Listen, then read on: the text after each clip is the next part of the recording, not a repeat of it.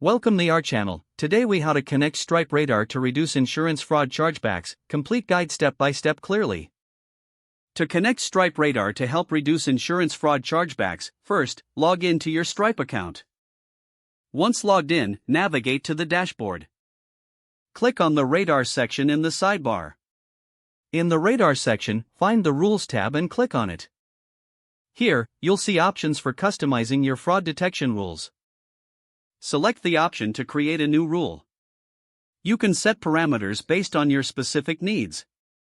For example, consider targeting transactions with unusual behavior patterns.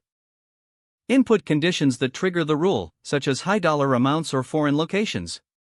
Next, choose the actions that will be taken when these conditions are met. You can set rules to automatically block or review flagged transactions. Make sure to enable the rule once you've configured it. After saving, return to the Radar section to view your rules in action. Monitoring the performance of your rules is essential. Check the Overview tab to see insights and metrics on chargebacks and fraud attempts. Adjust your rules periodically to improve their effectiveness. Stay informed about industry trends in insurance fraud. Regularly update your rules based on new fraud tactics. Integrating additional tools can further enhance your fraud prevention efforts.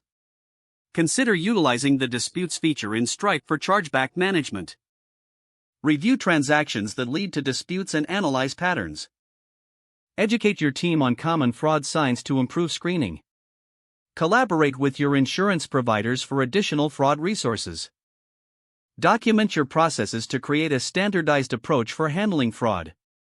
By following these steps, you can effectively connect Stripe Radar to reduce insurance fraud chargebacks.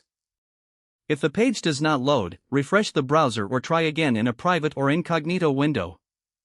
Make sure you are using the correct email address, then retype it carefully to avoid small typos.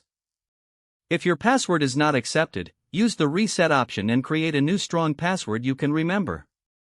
Don't forget to like this video and subscribe to our channel for more step-by-step tech guides.